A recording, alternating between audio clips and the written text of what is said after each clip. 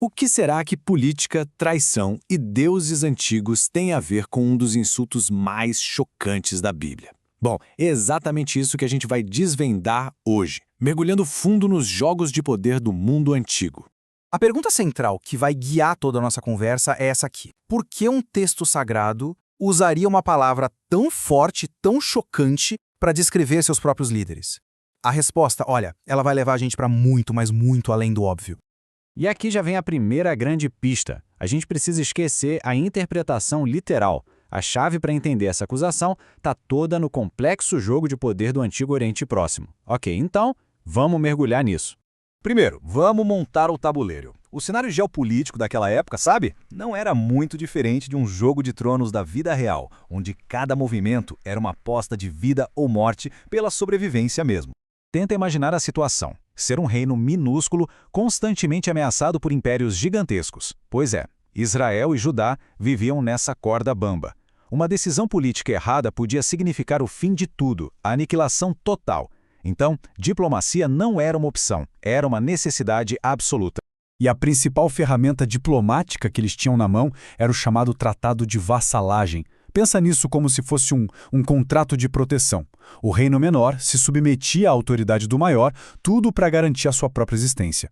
Agora, o que é mais interessante aqui é esse desequilíbrio de poder. De um lado, o suzerano, o soberano, que exigia lealdade absoluta, tributos, apoio militar. Do outro, o vassalo, o rei súdito, que, bom, ele não tinha muita escolha, né? Era obedecer para não ser completamente esmagado. E é aqui que a história ganha uma camada muito mais profunda, porque esses acordos políticos, eles têm um custo religioso altíssimo. Vamos ver como é que isso se desenrola. No mundo antigo, não existia essa separação que a gente faz hoje entre Estado e religião. Um acordo político só tinha validade de verdade se fosse selado lá no reino divino.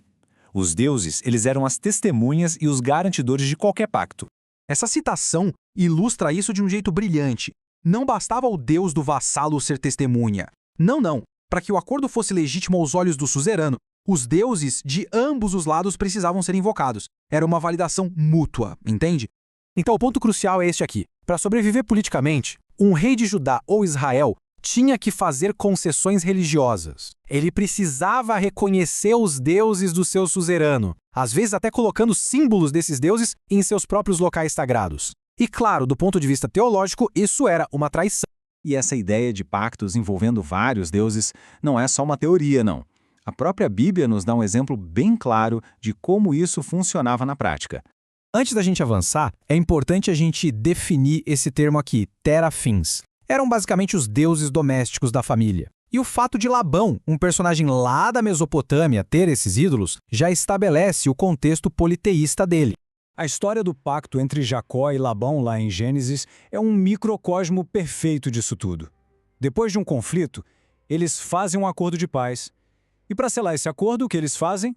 Exatamente, cada um invoca a sua própria autoridade divina para supervisionar o tratado.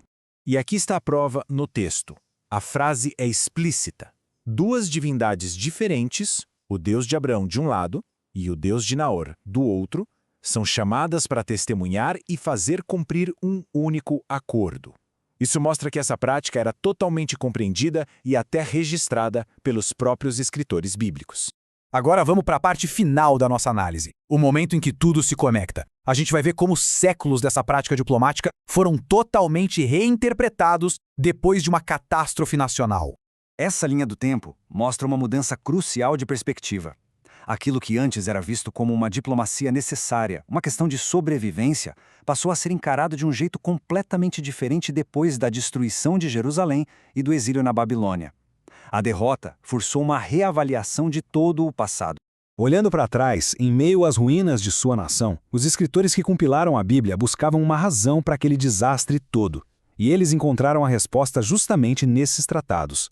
Para eles, as alianças políticas não eram a solução, eram o pecado original que levou à ruína. E assim a gente fecha o círculo. Jurar lealdade a um rei estrangeiro era inseparável de jurar lealdade aos deuses dele. Essa infidelidade teológica, essa traição ao pacto exclusivo com Deus de Israel, foi condenada com a metáfora mais forte, mais visceral que eles podiam imaginar, a prostituição. Nunca foi sobre sexo, era sobre lealdade espiritual.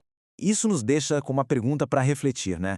Essa análise não só decodifica o insulto bíblico, mas também convida a gente a pensar sobre como a narrativa da história é moldada, e muitas vezes reescrita por aqueles que buscam dar algum sentido à sua própria tragédia.